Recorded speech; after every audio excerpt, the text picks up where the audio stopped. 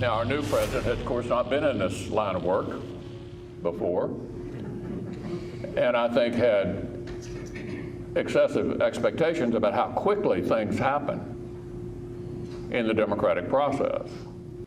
That was actually as candid as we have seen that man in a long time. Senate Majority Leader Mitch McConnell, back home in Kentucky this week. McConnell's relatively harmless criticism of the president, Trump's unrealistic expectations, his being new to political life, not so harmlessly received. Today, the president took to Twitter and writing a response. Senator Mitch McConnell said, "I had excessive expectations, but I don't think so. After 7 years of hearing repeal and replace, why not done?" Earlier, Sean Hannity at Fox News said this on Twitter: "Senator, you are a weak, spineless leader who does not keep his word, and you need to retire." That was followed by the White House social media director and assistant to the president, who also called out McConnell. Senate Majority Leader must have needed another 4 years, in addition to the 7 years, to repeal and replace Obamacare. We can't say this enough. This normally doesn't happen in American politics. It's also important to remember here, nothing moves through the U.S. Senate without Mitch McConnell. And McConnell's wife, as luck would have it, Elaine Chao, is in the Trump cabinet as your Secretary of Transportation.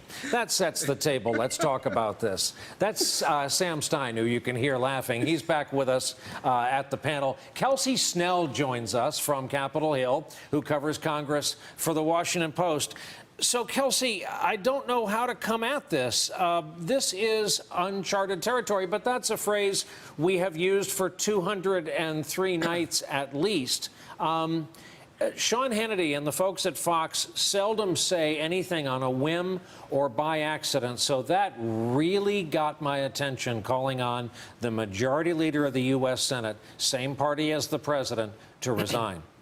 Yeah, that was absolutely shocking. I think the thing to remember here, though, is that McConnell never promised that this was going to be easy or that this was going to be fast. That was Trump who promised that.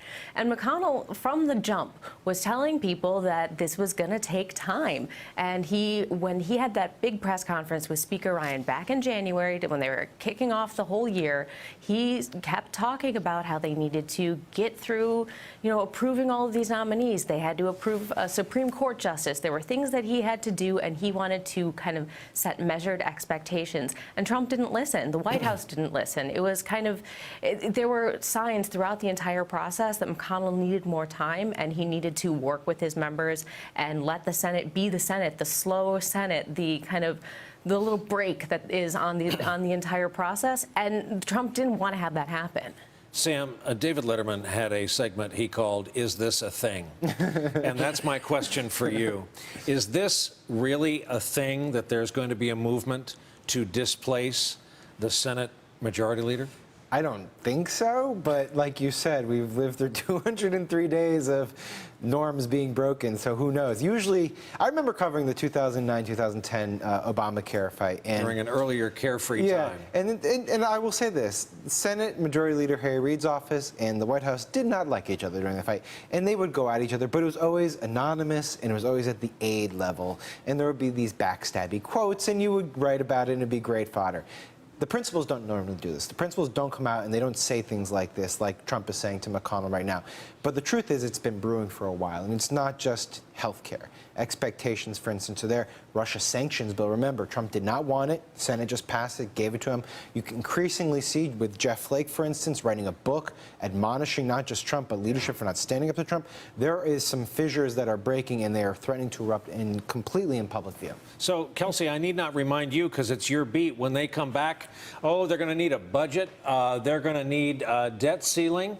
Say nothing of if we want to see infrastructure and tax policy or another run at health care. I'm duty-bound to ask you, if not McConnell, then who? Is it Cornyn, perhaps? And why stop there? Is Ryan's job safe as House Speaker?